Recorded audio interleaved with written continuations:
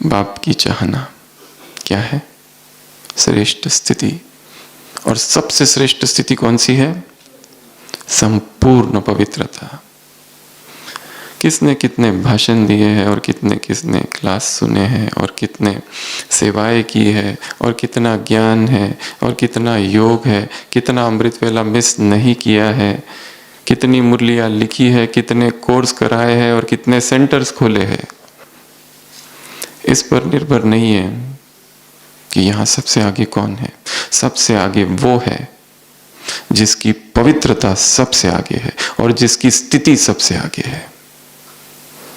इसलिए बाबा ने कहा कंप्लीट प्यूरिटी। और प्यूरिटी में अपने आप में एक निहित बल है, एक शक्ति है, और वो शक्ति परिस्थितियों में काम आती है।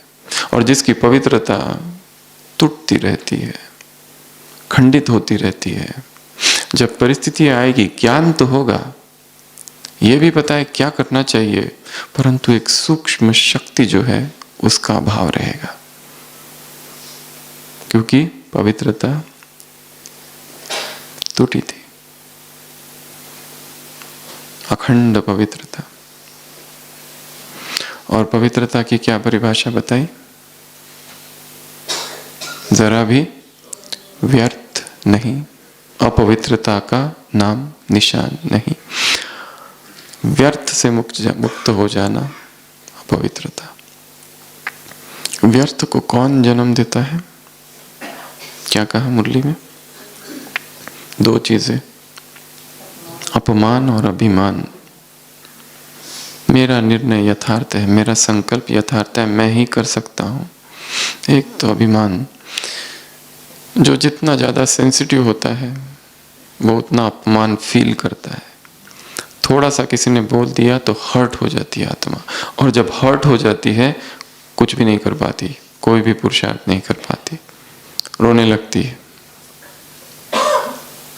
और क्या जन्म देता है व्यर्थ को? तुलना, दूसरों से तुलना करना।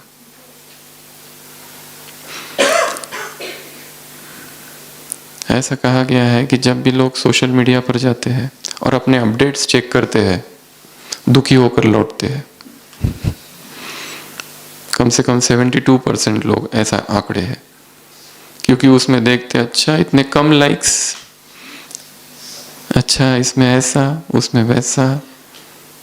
ये मॉडर्न दुनिया है। कंपैरिजन जहां होगा वहां पर व्यर्थ चलेगा, ईर्ष्या जहां होगी वहां पर व्यर्थ चलेगा, बदले का भाव जहां होगा वहां पर व्यर्थ चलेगा। इस ब्राह्मण परिवार के अंदर, बाहर के संसार की बात नहीं कर रहे, यहां उसने हमारे बारे में ऐसा ऐसा कहा और हमने नहीं सुना, किसी शुभ चिंतक मणि ने आकर सुनाया।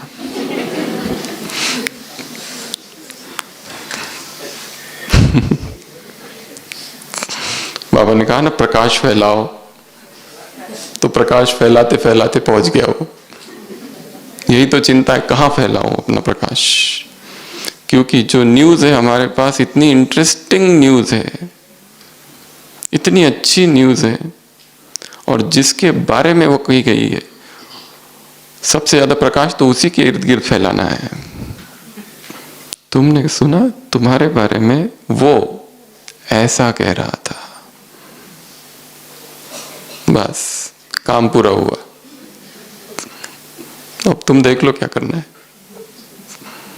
और मन का एक स्वभाव है जो उस दिन भी सुनाया था, यदि हमें कोई किसी की नेगेटिव बात बताता है, हमें किसी भी प्रूफ की आवश्यकता नहीं है, तुरंत यकीन कर लेते उस पर, ऐसा ही होगा। और जब हमें कोई किसी की पॉजिटिव बात बताता है, हमें प्रूफ चाहिए। क्या चाहिए? प्रमाण चाहिए, एविडेंस चाहिए, हम नहीं मानेंगे। और किसी की नेगेटिव बात जब सुनते हैं तो किसी प्रूफ की आवश्यकता नहीं है, तुरंत ऐसा ही होगा, उसने कहा ना, बोला ही होगा, उसी ने बोला होगा ऐसा। सूक्ष्म बदला।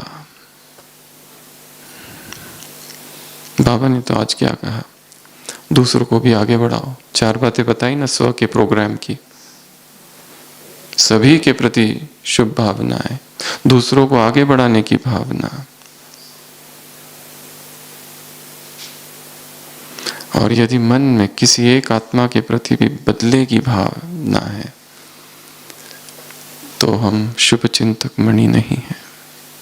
बाबा ने कहा, वो ब्राह्मण आत्माओं के लिए कहा, वो अंदर से खाली खाली महसूस करेगी, कमजोर महसूस करेंगी, पंख जैसे टूट गए ऐसा महसूस करेगी। और यदि हम देखें तो शायद वास्तव में हमारे अंदर सभी के लिए शुभ भावना नहीं है। तो क्या करना चाहिए फिर?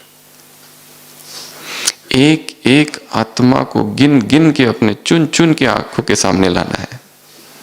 जितनों को हम जानते हैं एक को भी नहीं छोड़ना है, क्योंकि हर एक के लिए हमने कुछ ना कुछ बोला ही है, और ऐसा बहुत कम है कि अच्छा ही बोला है। जैसे किसी को देखा, पूर्व ग्रह है, पहले से ही कुछ बातें उसके बारे में पहले से ही हमको पता है। उसने हमसे कई बार व्यवहार अच्छा नहीं किया, हमने मदद मांगी उसने नहीं दी, हमने सहयोग मांगा बिल्कुल जबरदस्ती नहीं दिया, या हमारे खिलाफ असहयोग आंदोलन ही छेड़ कर रखा है, या नारे ही लगा रहा है और उसका ग्रुप बढ़ते जा रहा है। अब ऐसी आत्मा के लिए भी क्या शुभ चिंतक मणि बनो। बड़ा काम है ये, सबसे रादर ये संपूर्णता की अवस्था है शुभ चिंतक मणि बनना, क्योंकि हर एक के लिए कुछ ना कुछ नेगेटिव इधर समाया हुआ है। इसलिए क्या करना पड़ेगा? चुन चुन के एक एक को पकड़ पकड़ के लाना है सामने छोड़ना नहीं है किसी को भी। आंखों के सामने रखो, ये आत्मा क्या सोचता हूं इसके बारे में, मन के अंदर कहीं चलता है, ये हमेशा आगे आगे करती रहती है, दिखावा बहुत है इसमें। ये शुभ भावना है, इसका स्वभाव ही ऐसा है, ये शुभ भावना है ना। बाबा ने कहा, जैसे सूर्य का प्रकाश अंधकार को मिटाता है, वैसे तुम्हारे शुभ चिंतन की किरणें चमक, क्योंकि संसार में क्या है, कौन सी चमक है? आर्टिफिशियल, कृत्रिम चमक है, तुम्हारी असली है, रियल। किरणें फैलाओ, एक एक आत्मा को सामने रखो और उसकी विशेषता एक तरफ और उसके ये अवगुण एक तरफ।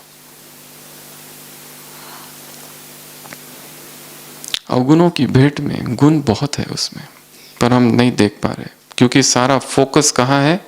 अवगुणों की तरफ, क्योंकि वो एक ही चीज हमको दिखती है जैसे उसको देखा, और जो हमने एक एक आत्मा के बारे में देख के रखा है और रिकॉर्ड करके रखा है, वो कभी ना कभी कहीं ना कहीं से बाहर निकलेगा ही। जैसे ही उसकी चर्चा होगी, उसका टॉपिक आएगा, हम उसके बारे में वो कह देंगे अचानक, और फिर कहेंगे अरे अरे मुझे कहना नहीं था, ये अपने आप निकल गया। अपने आप कुछ भी निकलता नहीं है। कहां से निकलता है? आसमान से टपकता है क्या? जरूर कभी ना कभी सोचा होगा, कुछ ना कुछ चिंतन किया होगा। इसके लिए आईना जो होता है ना, उसमें रोज साफ करना पड़ता है उसको, नहीं तो क्या हो जाती है? धूल। मन भी आईना है, उसको भी रोज साफ करना पड़ता है, उसमें विचारों की धूल जम जाती है। इसके लिए काम तो बहुत जरूरी है, और रोज रात में सोने से पहले ये काम जरूर करना है। या अमृत वेले नए दिन की शुरुआत, ये काम जरूर करना है। जो जो नेगेटिव इंप्रेशंस माइंड में है हर एक के प्रति, उसको मिटाते जाना है, मिटाते जाना, मिटाते जाना, क्योंकि हमने जो सुना है उसके बारे में वैसा वो सत्य नहीं है। सत्य कुछ और है जो हमें पता नहीं है, क्योंकि सत्य हमारे तक पहुंचते पहुंचते पहुंचते पहुंचते पहुंचते पता नहीं कितने लोगों ने बीच में छोक लगाई है उसको, क्या क्या डाला है उसमें, और फिर हम तक पहुंचा है, इसलिए वो सत्य नहीं है।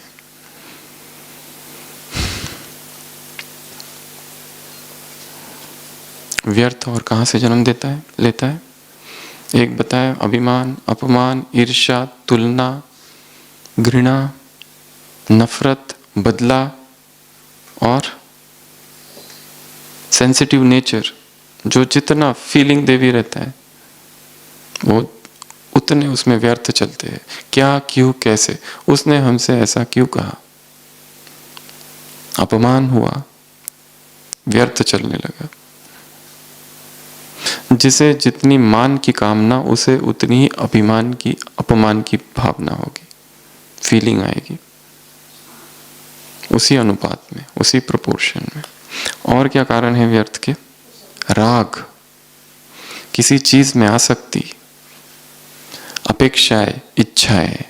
जितनी अधिक इच्छा है उतना व्यर्थ।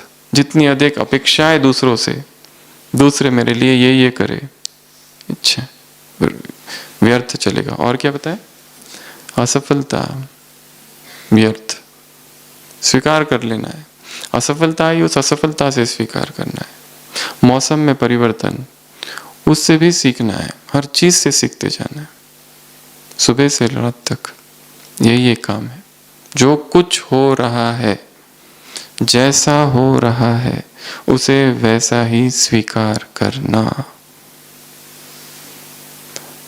कलियुगी मनुष्य है सभी, हम उनसे एक्सपेक्ट नहीं कर सकते कि सभी संपूर्णता जैसा बिहेवियर उनका हमारे साथ हो। हमारी हर ब्राह्मण की दूसरे ब्राह्मण से क्या एक्सपेक्टेशन है कि ये 100% श्रीमत पर रहे। मैं रहूं या ना रहूं, इससे कोई लेना देना नहीं है। उसकी मैं गलतियां करूं, पर उसकी मेरे प्रति, क्योंकि वो श्रेष्ठ आत्मा है, उसकी शुभ भावनाएं बिल्कुल कम नहीं होनी चाहिए। ऐसा ही है। तो ये दूसरी पॉइंट, व्यर्थ, इससे मुक्त होना। व्यर्थ को जानना, देखना, यही विधि है उससे मुक्त होने की। कोई चीज जब पता चल जाए ये व्यर्थ है, फिर पुरुषार्थ नहीं करना पड़ेगा इसको छोड़ने का, ये वेस्ट है मेरे लिए, अपने आप छूट जाएगी वो। केवल उसको आंखों में आंखें डालकर देखना है। एक संबंध है जो चल रहा है इतने सालों से, उसमें दिखाई पड़ रहा है, उसमें विकार के अंश है बीच बीच में, पर हम उसमें भोक्ता भाव धारण किए हुए हैं। जैसे ही वहां साक्षी हो जाएंगे वो गिर जाएगा, डिटैच्ड।